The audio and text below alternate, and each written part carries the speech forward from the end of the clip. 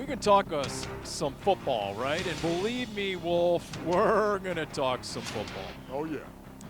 But you know you're talking ball when you're talking with two of the most respected Cardinals in recent memory. I said two. Number one, straight ahead, we're going to have Walter Payton Man of the Year, Kelvin Beachum. Oh, Sir. But for a double ding right here on stage at Flanker Kitchen and Sports Bar on the Great Lawn at State Farm Stadium.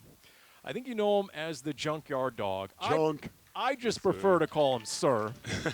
Markus Golden on stage, Yes. everyone. Yes, thank How you. about it? Yep, I'm up here with two legends. Wolf Park, I'm glad to be up here with you guys. Oh, my goodness. How are Love you coming on doing, with y'all. brother? How are you? I'm doing great. Can't complain. Get to be up here with you and talk some ball and talk some Cardinal ball. So I can't complain at all. These great Bird Game fans, let's get it, y'all. Clap it up for yourself. Here we Appreciate go. y'all Here for we coming go. out today. Appreciate y'all.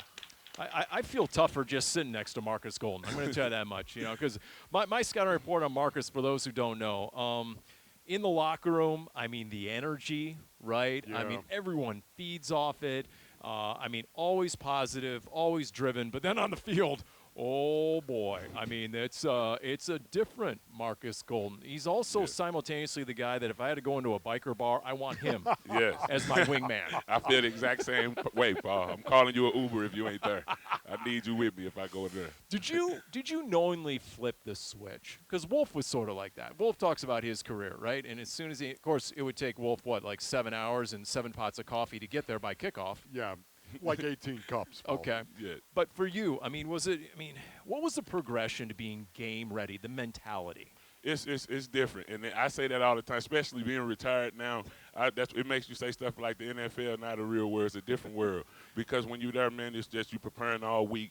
You're so focused. There's so many different things you got to focus on. Like if I'm like that on Monday when I'm watching film, you got to tell Marcus, calm down. The game ain't until Sunday, man. So it's definitely you got to know how to turn the switch on and off and be able to get yourself ready and prepared. And then if you prepare the right way, by the time Sunday comes, you get to go out there and do what you love and let it all loose. So that's what I always love. That is one of the things that I really enjoy about talking to you is we had the same mindset, a lot of the same mindset in terms of playing the game. And unfortunately for me personally, I never played on a winning team, if you can imagine that. Played 10 years in the NFL, went to 3 different teams, and never played on a winning team. Yeah. Having said that, I know what it's like to take the field when things aren't good. Yes. I know what it's like, and man, that's when you got to go in, right? Yes, you That's do. when you got to go in. You got to look at yourself. You got to hold yourself accountable. You've got to make it personal, your Yes. performance on the field. And that is something that I know you always did. Didn't matter what the situation was. Didn't matter who you were playing. Didn't matter what the quarter was, who had the lead, who didn't. You were going to approach every play exactly the same. Yes. And that's who you are. And that's one of the reasons why I love you, man, because that's who you were as a player. Appreciate you, Wolf. Yeah, Means man. a lot coming from you, brother. So the Cardinals go to Houston, right, and they take the L. And here's Jonathan Gannon on evaluating how this season has gone. We are at a dip right now, and we're going through some adversity, but I do believe in us, and we'll get out of the dip. It's my job to evaluate everything and see what's working and see what's not. There's no one way to do it, a lot of different ways to do it, but I'm concentrating on Atlanta, but I do have to have a little bit of foresight with, as I'm taking notes how this year's gone, what do we have to take a look at with a critical eye and change? Because if we keep doing the same thing, you keep getting the same result, that's not good by anybody in my seat. 3 games to go for the Arizona Cardinals. To you, A, what would you say to some of the young guys? And B, what do you want to put on film if you're anyone in that locker room? Yes, that's a great question. The first thing you got to be real with the young guys and let them know. Usually when you're having a season like this, they watching everything. So if you out at practice and you ain't going hard, if you ain't taking your notes like you usually do, we all see it. We be together all year, and you know how people act when things are up and they happy, and Let's see how you act when it's down. So make sure you coming in every day. You coming in to work no matter what, like Wolf said, a lot of what he said. No matter what it is, we having a winning season, bad season, no matter what's going on, you got to come in to work. And as far as the film, hey, this the NFL, man. This the NFL will never change. It's never going to change. They're going to watch that film. You can talk about how good you played and everything, but at the end of the day, they're going to press play. So, and it's your job. So I tell guys, man, to get out there and compete and go hard every play like you're playing in the Super Bowl. You know, we've talked briefly about this, Paulie, in the past, but once again, stop and think about this. You got 3 games left on this season. The Arizona Cardinals are going nowhere. This has been a massively disappointing season. Who shows up? Who shows up in the last 3 games? Who's balling? It's going to say so much. The opportunity is there for you as a man, for you as a player, to say, this is who I am and this is what I do. And because of that, I'm going to go out there and I am going to ball out. Yes. Who shows up? Who's physical? Who's ready to go? Who is going to go out there and ball out and not worry about what the score is? Just go out and do his best every play. Paulie, I'm going to write that guy's name down. If I'm a coach, if I'm a talent evaluator, if I'm a general manager, I'm going to write that guy's name down because he showed up when there was nothing to play for, basically. And that, to me, matters. Calais Campbell said it real well last week. He said if he hears any of the young guys saying, well, we have nothing to play for, we've been eliminated from the playoffs, he cuts them short and he says, yes, you do. Your job, your livelihood. Yes. And to your point, Wolf, let's see. The guy went out there and caught 12 passes for $134 and 2 touchdowns. And, oh, by the way, Next Gen Stats says 97 of his 134 receiving yards were after contact. Wow.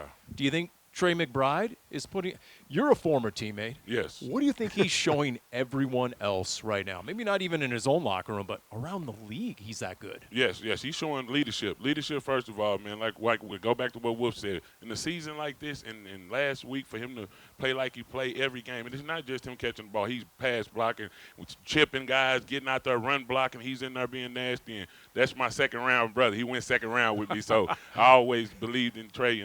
But I like everything he's doing. He's showing us that no matter what, how the season going, that you want a guy like him to be on your team and actually be one of the leaders on your team.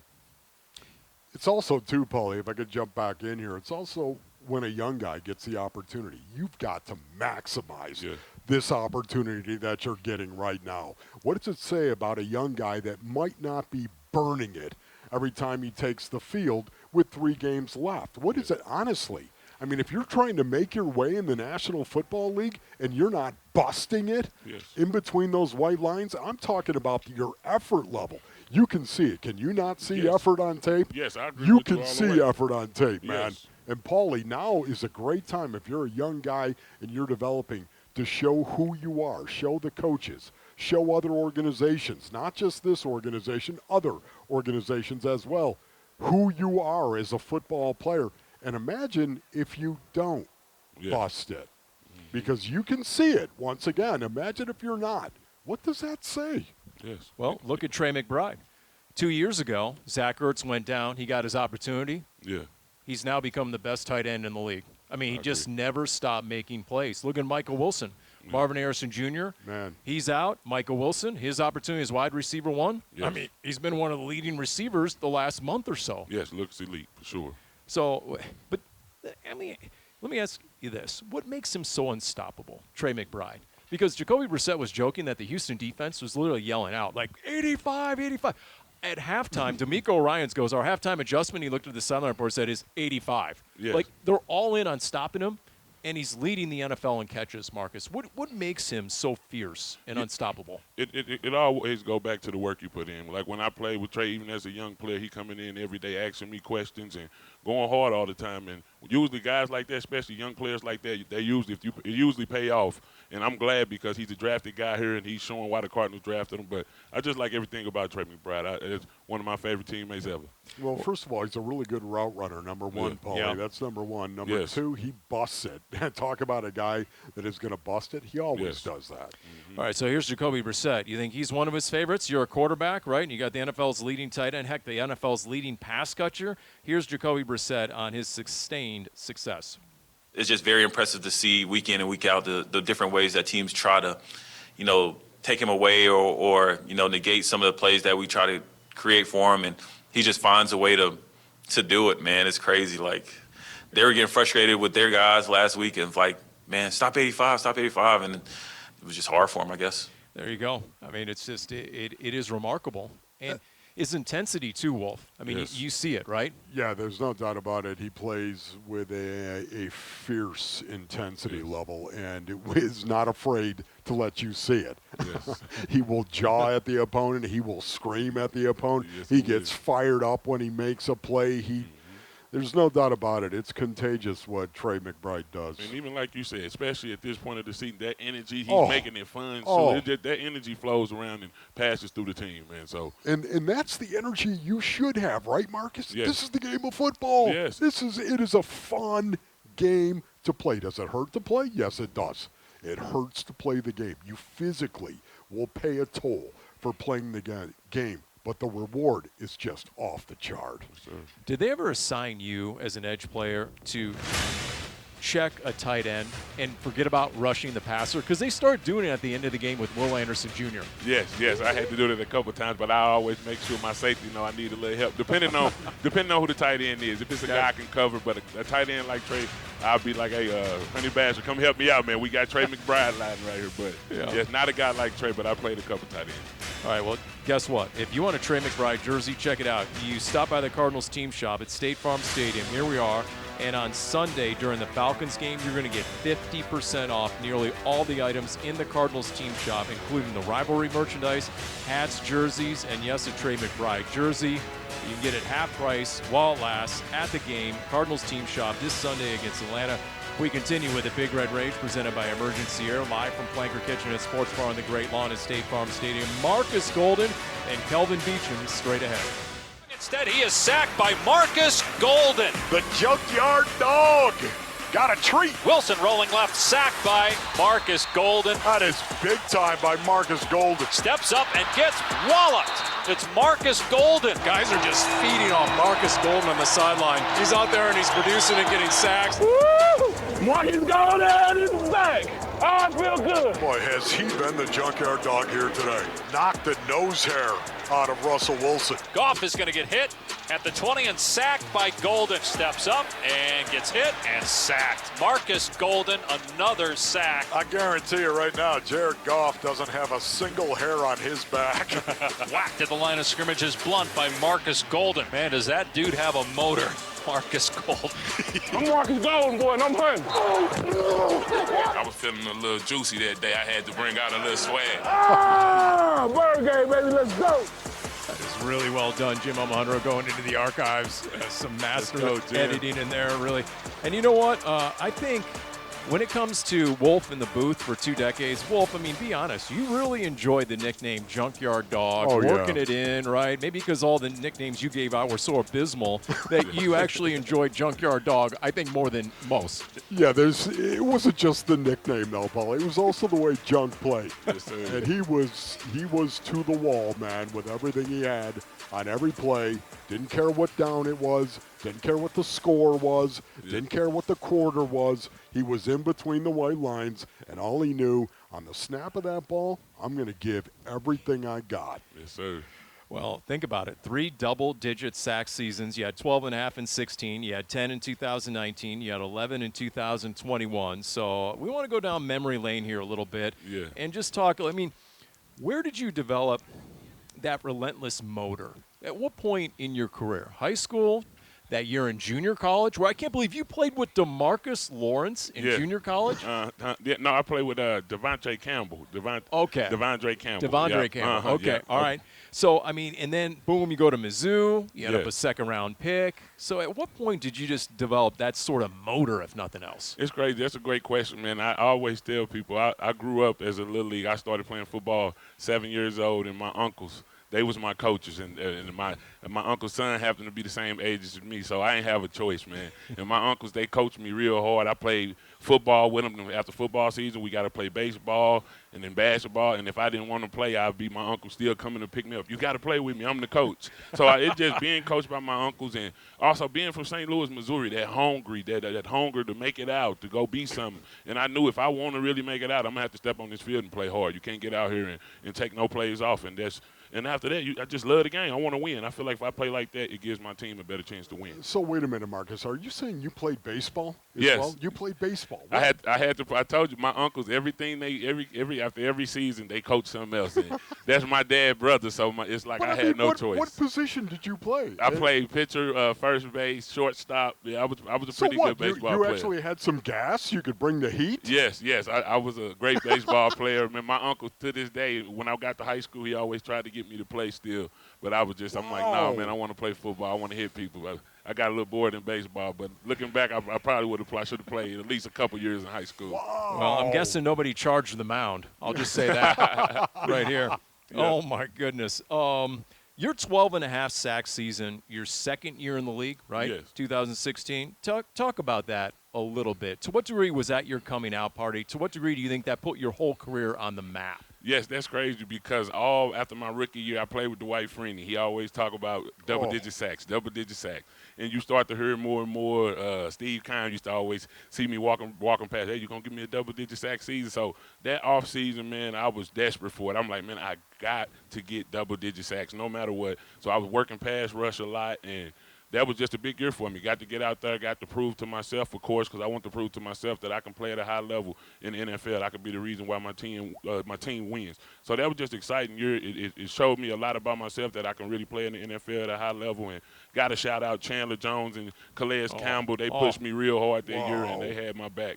So all those guys, man, I couldn't have did it by myself that year at all. Okay, so I want to get into that momentarily here, but when you shut your eyes and it's 2:30 in the morning and you're up for whatever reason, and you just kind of shut your eyes and you're awake, laying in bed, what sack do you remember?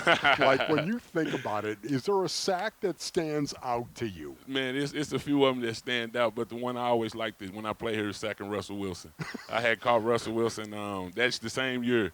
And actually got him for my 10th sack of the season. So I give it to Russell Wilson if I had to pick somebody. Was it here? Or? Yes, it was in Seattle. It was in Seattle. Yes. Mm-hmm. And that was sack number 10. Yep. Mm-hmm. And it was Russ. Yes, on Russ. And Russ back then, he was really hard to sack. You know how he used to move around. Oh, so yeah. Anytime you can get him on the ground. And, of course, you think about Tom Brady. I got Tom Brady before, so you got to think about the GOAT. But that's when I was playing in New York. But that's one that I'm pretty proud of, second Tom Brady as well. So if I said the toughest tackle you had to make in your career, because Cardinals are going against Bijan Robinson on Sunday. He's a tough tackle. Would you go back to Seattle and Marshawn Lynch? Yes, that's probably it. Marshawn Lynch. I got to play him a little bit when I first got in, was young, man, and they talked all about him. And you watch the film, him running all over us. And Coach Buck, he hated that tape when he did that celebration when he jumped in the end zone. So we got to watch that all the time. I'm like, dang, this guy runs pretty hard, man. So that week I was making sure I went hard, running to the ball, putting a little extra pad on him. But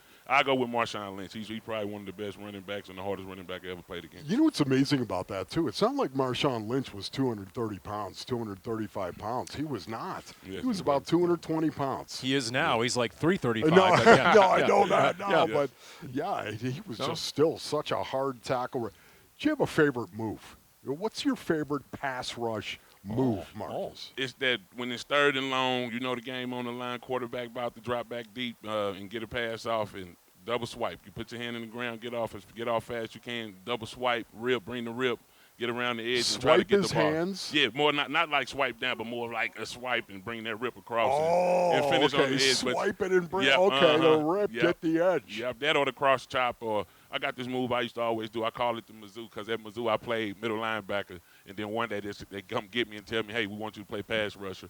And I just started grabbing guys' wrists when I got off, and I was getting sacked. So I brought it to the NFL, and that's one of my main ones. I call it the Mizzou. I like that, man. Basically the forklift, but it got me a lot of sacks, man. So that's my favorite one. Nice. So if I look at the top pass rushers in the league, right, whether it's Myles Garrett, Micah Parsons, Cardinals have Josh Sweat. He's in the top 5. Yes. Are there certain traits that you would find in every elite pass rusher, or is every guy sort of a little bit different into his own? Yes, if you talk elite pass rusher, you're talking about most elite guys, where do they go? Top 10. top 10, couple first rounders, but elite guys, Myles Garrett, guys like that go top, and we expect you to get up here and dominate.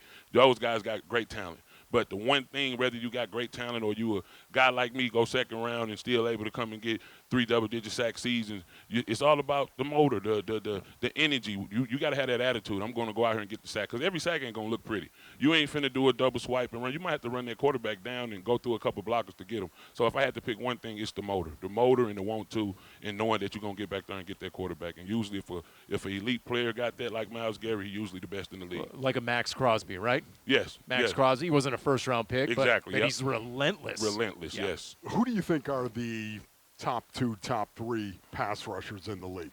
I have to go. I like what I'm seeing from Brian Burns down there in New Brian York. Burns? Yeah, I like Brian Burns, Really? man. He's playing at a high level. He actually with Charlie. Charlie was my outside linebacker coach here, so shout out to Charlie. He told me he was going to get him and playing at a high level. And then, of course, you got to go with Myles Garrett. Yeah, and, Myles. And then I got to watch a lot of Josh Sweat this year, so I'm going to go ahead and give Josh Sweat one of them, man. I like how he looking. I love how he playing. And it goes back to what you saying. No matter if the game on, whether they winning by big, Josh Sweat coming off their edge. And I really like seeing him play. When you see Myles Garrett, who's 1.5 sacks away from breaking the single-season record by Michael Strahan, what's your reaction to that? He's one of the best ever, man, one of the best ever. And it kind of goes back to what you said, man. You have different type of athletes. Myles Garrett is one of them guys, like 5-star recruit, number 1 ranked player. And it's easy to see a guy like that and be like, yeah, this guy's going to be dominant in the NFL. And when you see a guy like that, he usually had the mindset to get out there and know that I'm about to dominate. So he's just the elite player, man, just a full elite player. And he what you'll want. If you're drafting somebody, you want him to love football. If you got a guy that loves football and plays like they love it and got that elite skill, it's usually NFL Player of the Year type of talent.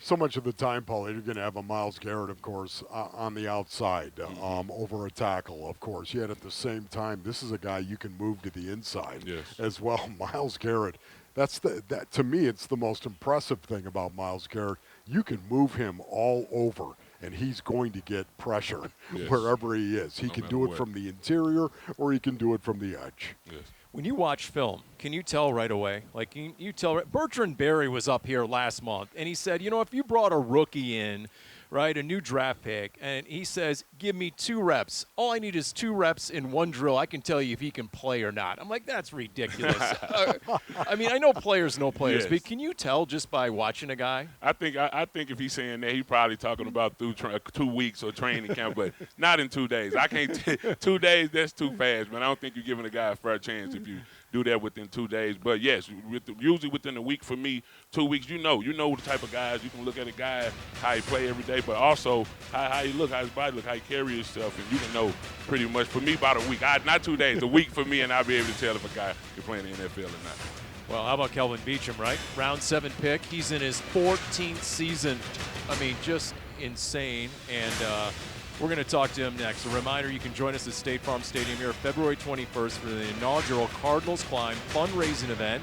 And you can hike one of several stadium-inspired trails ranging from accessible to advanced. All proceeds benefit the Arizona Special Needs community. Learn more at cardinalsclimb.com. All right, Kelvin Beachum, as we mentioned, maybe no more respected member of that current Cardinals locker room than Beach. Everyone wants to grow up and sort of be like him, emulate him, and we're going to talk to him and get the latest on his and what he's doing in the community and the Walter Payton Man and the award winner next on the Big Red Rage. Kelvin Beachum, now in his 14th year in the NFL, has built a career on consistency, versatility, and leadership. With more than 160 career starts and experience across every position on the offensive line, he's been a steady force and a respected leader in every locker room he's entered. Off the field, Beachum's impact is even greater. His passion for service has provided more than 1.5 million meals through food banks nationwide and expanded access to clean water for communities in need around the world. He's also championed literacy and STEM education, donating scholarships, classroom technology, and even writing a children's book to inspire curiosity and learning. From hosting free youth football camps in his hometown of Mejia, Texas, to mentoring local athletes here in Arizona, Beachum continues to lead with purpose, heart, and humility. He's turned a career of protecting others into a life of serving others. the Arizona Cardinals proudly nominate Kelvin Beachum for the 2025 NFL Walter Payton Man of the Year Award. If you ask the young guys in the Cardinals locker room, guys in their early 20s, young man, what do you want to do with your life? What do you want to be when you grow up? Half of that room says, I want to be Kelvin Beachum. And that is no joke. We've had a couple of guys say that in the last couple of weeks. So it is a pleasure and honor to have the Cardinals Walter Payton Man of the Year nominee on the Big Red Rage presented by Emergency Air, Kelvin Beachum himself. Beach, how we doing? Doing well. Thanks so much for having me. You like the sounds of that? That was a good line. Whoever wrote that, protecting others and serving others. That's a good line. That was a tagline. I'm like, who came up with that? Got to get a trademark. Yeah, you should put that into some sort of personal branding. You know what I mean? It's what do you hope some of those young guys take from your 14-year career? You know, I think the biggest thing that I aspire for young guys to take from it is the ability to realize the number one thing you have to do is show up. And it's showing up on the football field. It's showing up in the locker room. It's showing up in your community. More than anything, it's showing up for your family. And it's just taking pride. And I tell my kids this, take pride in everything that you do. Whatever that happens to be, just take pride in it. And I think if you're able to apply that same principle to many walks of your life, great things will happen. But it takes time. But for you, I mean, like, think about it. You are a round 7 pick. You have started 169 of 193 games played over 14 years. Like, where or how did the NFL miss on you coming out of college? Because otherwise you would have been a much higher pick. You know, the thing is I was a tweener, you know, and that's just the nature of it. When I mean tweener, is he a guard? Is he a tackle? I'm considered, when you think about from a scouting standpoint, I'm considered high cut, meaning my hips are high, my legs are long, my torso is short. So you don't know, what that looks like. So, many people didn't know where to put me. You know, I played tackle all of my collegiate career, played at a kind of mid-major type of institution. So, well, can he play at the biggest level? Can he play against the best players, et cetera? And some of those things were unknown. But, like I told reporters yesterday who were in the locker room, we had 2 young guys that played a lot in this this last game. First impressions matter. And I had the opportunity to have a great first impression against the Baltimore Ravens in prime time years ago, and it's worked out well. So first impressions matter. I remember last year you were filling in at left tackle, and I walked up and I do what I did best, and I asked the dumb guy question. So how much experience do you have starting at left tackle? And you sort of gave me a stare like 7 straight years. So that how many old head jokes do you get in the locker room? By the way, it is what it is. It's all good fun. It's all great. And Calais probably deflects a lot at 39 years of age, right? Without question, because the thing is and I said this to Calais the other day. Old dogs still bite. I like that. That's so good. It's one of those things where, you've earned the right to get to this particular position. That's part of things that you've earned, things that you've went through. And there are some experiences, both good and bad and ugly in some respects, that you can be able to impart upon the next generation. Kelvin Beachum is our guest, Cardinals Walter Payton Man of the Year nominee. All right, we could talk football, we could talk community for easily an hour with you, but let's drill down a little bit into this recent, your 3rd time having the decal on your helmet. Is there any aspect of your community work or big picture you're most proud of? I think what I'm most proud of is the work that, I've been able to do in collaboration with fans. I look at the work that I've done in Lusaka, Zambia, where, I had the opportunity to donate water wells, and then I raised money for the 3rd well. So it was the ability to, use my resources to be able to start the project. And then was able to collaborate with fans to finish the project. And now looking back at that particular experience, what I learned from it, the information that I've been able to share with fans who donated to it. And then lately, now writing the children's book, there is a piece in the book that ties back to those wells. So it's one of those things where it's been almost this continuation of a story and of a journey that I've been on, but I've also had the opportunity to now bring fans and friends and supporters and colleagues and associates on with, where it's not just my thing. It's our thing, and it's a community that's getting to impart and be able to take part in this particular journey. I mean, think about it. You're a father, you're a husband, you're a mentor, you're an NFL player. I haven't even started my Christmas shopping, and you found time to put out a book, a children's book. It's outstanding. I'm holding it right here. Jim Omohunter ordered it up. Give us a quick synopsis or summary of what kids will find. I think that the biggest thing that I really wanted to point to is this ability to be curious, this ability to want to discover, this ability to want to experiment. And if you think about my life, my career, my journey, the Walter Payton Man of the Year opportunity, that was all discovering what it is that I want to do in the community, experimenting with what I want to do in the community, finding out what that passion may be. And that's really what that book kind of details, especially for young people in this environment that we're in right now. Everything is on social media. You want to look to, what social media has to say, what society has to say.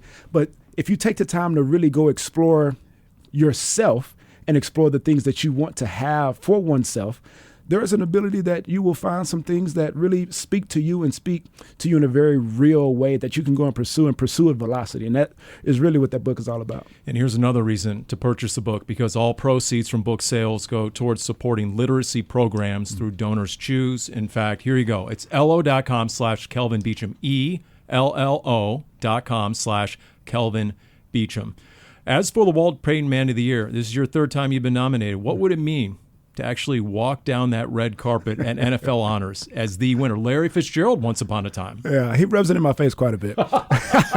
That's Larry. Yep. That is Larry. Yeah. So I get some slight jabs from time to time because I haven't had the opportunity to win it. But I think more than anything, for me, it's the ability to realize that if you take the time to serve and allow that serving to compound over time, you can really accomplish and make impact in very meaningful ways. And for me, the ability to win that award would just be a testament to the compounding of doing some of the same things over and over and over and over. Just the testament of what offensive lineman is at the end of the day. Yeah. And just being able to experience that in real time, honestly. By the way, I was there in Houston when he won it at NFL Honors. It was a co-winner because he won it with Eli Manning. Let's just clarify. Let's keep Larry humble. Keep Larry humble a little bit on that one. By the way, vote for Kelvin at NFL.com/Man of the Year, NFL.com/Man of the Year.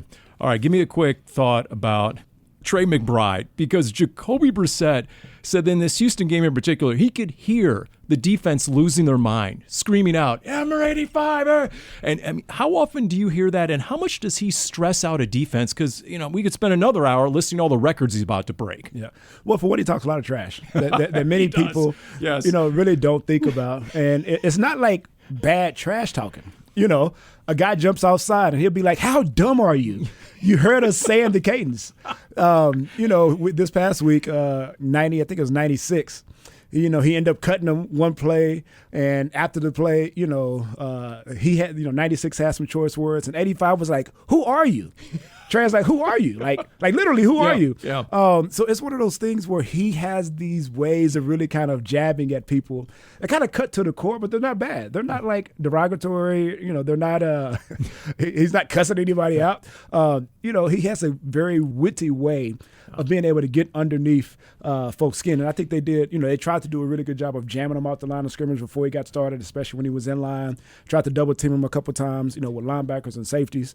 But I think ultimately what he's doing very, very well is when the ball is in his hand, he's making plays and making people miss. His yak, I don't know what his yak is. Oh, yeah. But he's doing a really. It was 97 of his 134 yards were yards after catch. Exactly. Think about that. Exactly. As a tight end. Yeah. So he's hard to get down. All right, getting back to Calais real quick as we're wrapping up with Kelvin Beachum. He said a couple of young guys, he told them, "Look, if you ever hear there's nothing left to play for," he said, "Wrong. You're playing for your job." And you're nodding. Have you conveyed that a little bit? Every day is an interview. You're being interviewed even at this moment with every little thing that you do, especially at this point in the season. Whether you were on a winning path and going into the playoffs, or whether you're in the position that we're in right now where, we're eliminated from playoff contention. As the season wanes, organizations and people around the league want to realize who's willing to finish the right way. And there is a way to go about finishing a season. And I would say Calais hit the nail on the head where there's a lot to play for. There's a lot of pride to play for. You have, like I said, an interview that you need to go and compete for. Because at this stage in the season, people really want to know who's really about that life at this point. where things are not going your way, frustration is starting to settle in, optically things seem very, very hard. Who are the people that are willing to rise up and do the right thing when things are hard and still do those little small things and those and be on the details during this time of the year? Because I'm guessing the decision makers are like, there's two kinds of people. Those who are part of the problem and those who are part of the solution. And they're going to make some decisions accordingly. Is there anything you're not good at, Kelvin, by the way, as we have a few seconds left? Anything you're not good at? Have you started your holiday shopping yet? I've done quite a bit of it already. Oh, see, I knew it. All right, here, I tell you what, speaking of shopping, LO.com/Kelvin Beachum, ELLO.com/Kelvin Beachum. And once again, Kelvin's Big Adventure Map book. It is outstanding. I'm holding it right here. And then NFL.com/Man of the Year, NFL.com/Man of the Year. Vote for Kelvin and the Walter Payton Man of the Year sweepstakes. Good luck in all of the above, and we look forward to seeing you on Sunday against Atlanta. Yes, sir. Thank you much. There you go. Kelvin Beachum, everyone. 14 years in the league. We continue with the Big Red Rage presented by Emergency Air right after this. 2nd and 5 now at the Atlanta 42. They're going to keep it on the ground with James. It's a flea flicker. Warner going to throw deep. Near side going for Fitz. He's in double coverage. It doesn't matter. He caught it anyway. Touchdown Cardinals. You can't stop that guy. I'm the flea flicker. Wow, what a play. Larry Fitzgerald stabs the ball out of the air. That's all-time times 2. I mean, legendary play, legendary catch, legendary call out of the Cardinals radio booth. Dave Pasch, Ron Wolfley. Yes, it is a Big Red Rage presented by Emergency Air, Flanker Kitchen and Sports Bar on the Great Lawn at State Farm Stadium. Special thanks again to Kelvin Beachum, who has a brand new children's book out. How about it? Kelvin's Big Adventure Map. Just awesome. I mean, man, it's crazy. I mean, so special thanks to him. Markus Golden, everyone, is our special guest here on the Big Red Rage. And, of course, you experience Fitzmagic in the 2015 wild card win against Green Bay. I mean, where were you during that play? Doing that and the Larry Legend play, right, where he's going 75 yards the length of the field in overtime. Where were you, and what was your reaction? First, I start off. I'm on the sideline.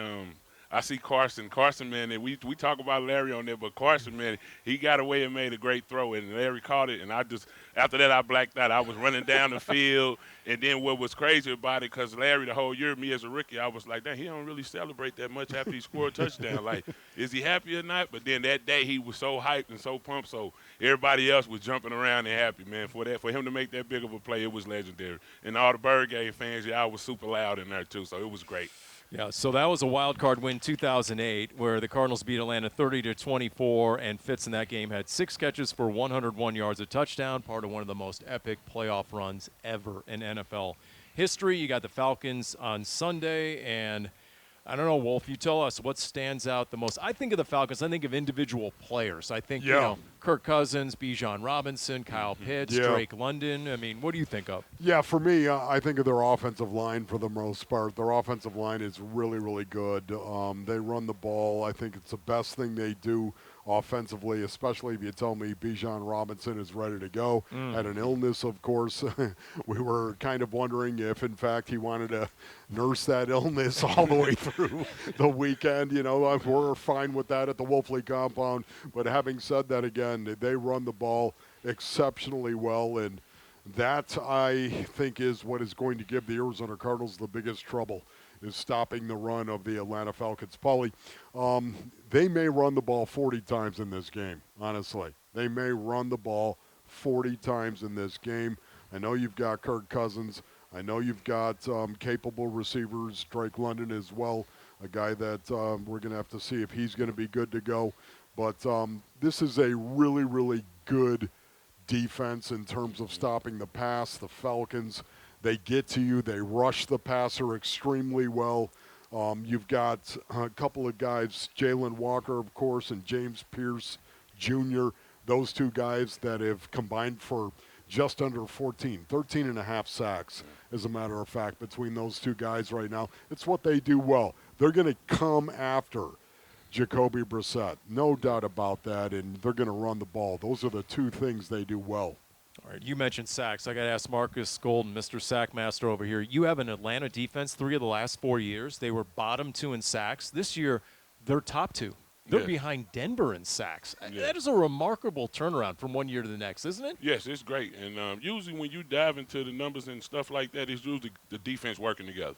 I always say, man, I used to always thank Ty Pat P for every time I got a sack, I say thank you because it's all together, man. I need you to cover your man and everything. And usually when you can go from not getting sacks 2 years in a row, then all of a sudden you in the top 2 this fast, you put work in. But it's usually the guys all working together and making it happen. Well, this James Pierce Jr., they trade back into the first round, right? They got the kid out of Tennessee. He has a sack in 6 straight games. First rookie to do that since Micah Parsons. How about that? But once again, Wolf, you started with the offense, and that's what A.Q. Shipley was talking about on Cardinals Game Plan, the TV show. The interesting thing when you look at them is they've had one of the best run games in the National Football League over the last 5-6 years since Arthur Smith was there, right? That was kind of where they built their team. They built it to run the wide zone scheme, and they got really good at it. They used to have Cordero Patterson. Well, then they got a new guy. His name's Bijan Robinson. He might be the best football player in the NFL right now. When he gets the ball in his hands, he's electric. He's great out of the backfield, great catches, and he can run between the tackles. He can run outside. His burst is second to none, and their offensive line is fantastic. Right, I hate to say it, Wolf. He's not missing this game. First off, he's the 2019 Arizona Cardinals High School Player of the Year. He's from Tucson. Yes. He's still the leading all-time rusher in high school football in Arizona history. Appreciate that, Paul. So he's playing. He's coming, right? He's coming. Yeah. But when you have such, I mean, he leads the NFL in all-purpose yards more than Christian McCaffrey, more than Jonathan Taylor. I mean, Marcus, how much can you formulate a game plan around just one guy trying to stop that one dude? Yeah, I feel like you know the guy you have to stop, but you don't never want to just put the whole game plan around stopping one person. Especially like you said, you got Kyle Pitts, you got a great veteran quarterback. Yep. He make a lot of plays at QB, and so you want to be able, like you said, you want to be able to lock him down, get in there, make sure you play sound gaps. You got to be in your gaps. And usually every time I play the elite running back like him, where you know this guy's gonna have the ball, catching the ball, running the ball, we got to run to the ball. We got to run to the ball. If one guy's bringing him down, we need another guy stripping out at the ball, and everybody playing around and being physical. If we can do that, then it'll give us a better chance. And another question I said, if he gonna play out, if you want to ask, if he close to 1,000 yards, then you know he playing. We want that 1,000-yard rushing season. Oh yeah.